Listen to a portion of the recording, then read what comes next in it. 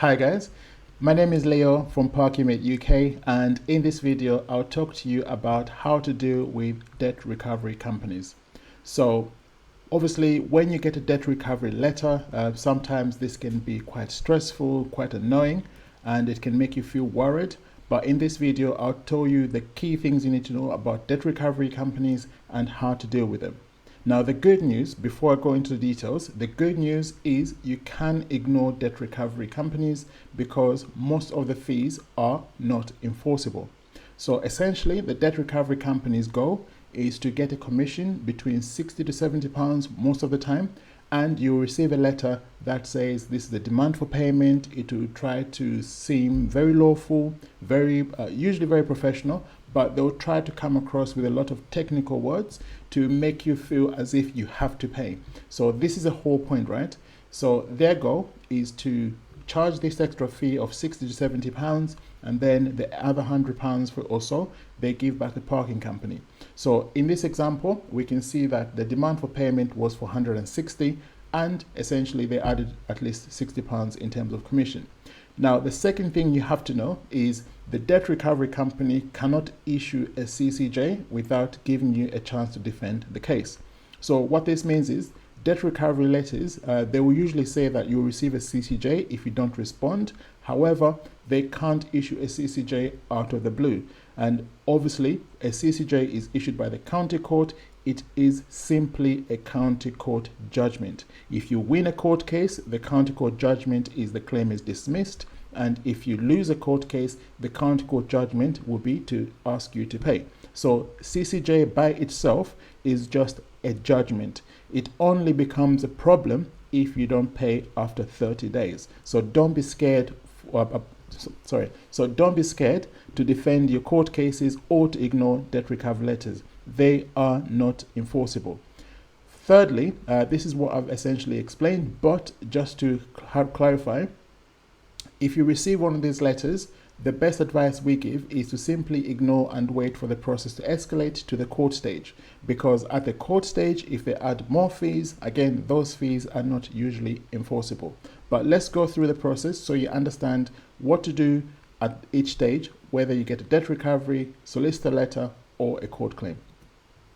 So at this stage, like I said, the best thing to do is just ignore the letter, don't take any action, just keep it somewhere and file it. Now, if you receive a letter from the solicitor saying this is a court claim from the Civil National Business Centre, the solicitor will use the Civil National Business Centre to issue a court claim. You have to respond to the court claim and defend your case to avoid getting a CCJ.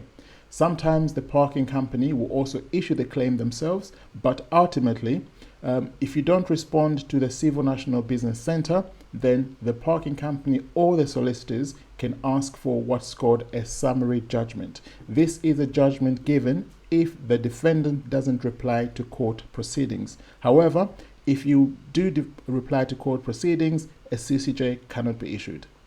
You simply need to reply within 14 days, or you can file a defense. If you reply within 14 days and acknowledge the defense, that can also extend the time to send a defense by another 14 days.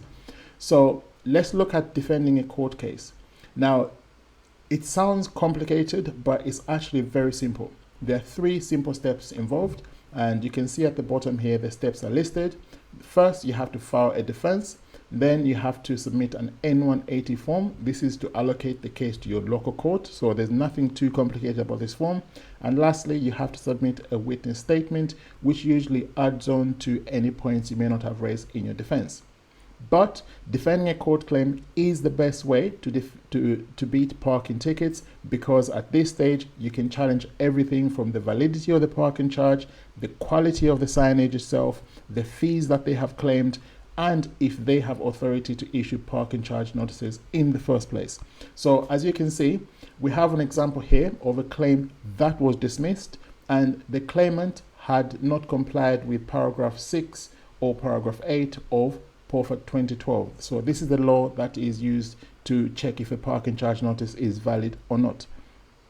So similar to appealing a parking charge, if you can check if the parking company has complied with the correct procedures, and if they haven't, any multiple one or more reasons can be used to build a good case to defend a court claim. So don't be scared. Defending court claims is pretty easy. There's no consequence. If you lose, you pay the amount anyway within 30 days. If you win, you're out of it. But before it goes to the court stage, let's just talk about what you can do before. So as soon as you receive the debt recovery letter, if you were a customer, for example, at a Morrison's, at a Tesco's, or at a hotel, or somewhere where you essentially were doing a piece of business, you can complain to the landowner or the store owner about your parking charge, because they can ask the parking company to cancel any parking charge. They usually have some sort of agreements or waivers or cancellation policy. So try and imagine this scenario. If you work, for example, let's say at Sainsbury's and you have a private car park, it's rare for employees to get parking tickets, because when they do, they simply give it to the manager and the manager asks the parking company to cancel it. So this can also be extended to customers, but you do have to engage with your local store or with the landowner to try and get this resolved. But at this mistake, don't try to explain the situation to the debt recovery firm themselves. They will use this information to try and build a case against you for the court stage. The best thing to do at this stage with a debt recovery company is ask for evidence of the debt, or get the parking charge copy if you don't have one, or other evidence that you may think could be useful. But ultimately, the parking charge is usually the most important, so don't engage in any mitigating reasons or trying to discuss the situation. And finally, don't offer to pay any reduced amounts. Most often they refuse, because remember, if they had a parking charge of £100 and it's now £160, the only way they can make money is if you pay the extra £60. However, if you offer them, let's say for example, £60, then they have no incentive to accept, because even if they accepted, they still have to give the parking company another £40 on top. Even if you offered £100, they will still refuse, because again, they're not benefiting. So at this stage, don't offer reduced amounts, they will refuse. Now, I'll just tell you what to do with a court claim and obviously how it's defended. So the first stage is, if you receive a court claim, you can get in touch with Parkymate UK. We can do the process that we've put on the screen, which is defending your claim, preparing the documents you need, and guiding you through the court process. But the most important thing to know is you cannot get a CCJ out of the blue. You have to, if you defend a court case, for example, and something goes wrong, right? Let's say something goes wrong, you don't respond to documents, and you get a CCJ. It can still be removed. So the important thing to know is you have to always put a defense forward. Even a bad defense can be saved at the witness statement stage, but it's best not to ignore court claims. So to defend your court claim, essentially you just have to prepare a defense. We can do this for you, and this would stop the parking company from getting a judgment quickly, because if you don't respond, they can ask for a summary judgment. But if you do respond, then you can make sure that your case has the best chance of being successful. The second stage is just an N180 form. This is very, very simple. All you have to do is tell the court, the Civil National Business Centre in this case, where you want your case to be transferred. So if you live in Manchester, you can choose any court near Manchester. Usually the one nearest to you is the one that's allocated. If you live in London, it could be any of the London courts, Clerkenwell, Bromley, Croydon, etc. There are multiple courts. Wherever you are, there's usually a local county court where your case can be allocated to. And then finally, usually people get frustrated or stressed because of the court process, and it takes quite a long time. But again, once you have all your documents ready, the 3 documents, and the first one is usually submitted at the beginning anyway, so you just have to submit 2 documents. One to tell the Civil National Business Centre where the case is to be transferred, and the last one is the witness statement. Once you've done this, that's all. You just simply wait for the court to make a decision. Now, in another video, we'll do some live scenarios where we look at existing court cases we have won. But in this case, we just want to tell you about the process. Don't be stressed. It's very simple. It follows a 3-step process. Submit those 3 documents, and you don't even have to go to court. So there's one key thing that's potentially happening next year. I saw this information on the Law Society. So from next year, around March 2024, the courts are going to transition to something called video hearings. Now, this means that, if you have a court case, you will no longer have to go physically to your local court.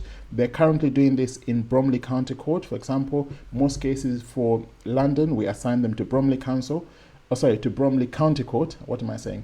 And this is because it's a digital court, which means you can attend the hearing remotely in your own comfort of your home, and then essentially just handle the case, and that's it.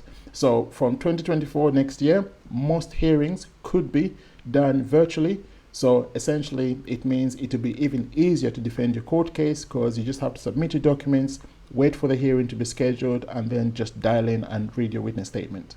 So again, just wanted to give you a quick overview of why you should not worry about debt recovery letters. Literally, it's one of the easiest things to do. Just do nothing. Wait for them to go to the next stage. You will save yourself a lot of money. It is much easier to defend these cases when they go to court.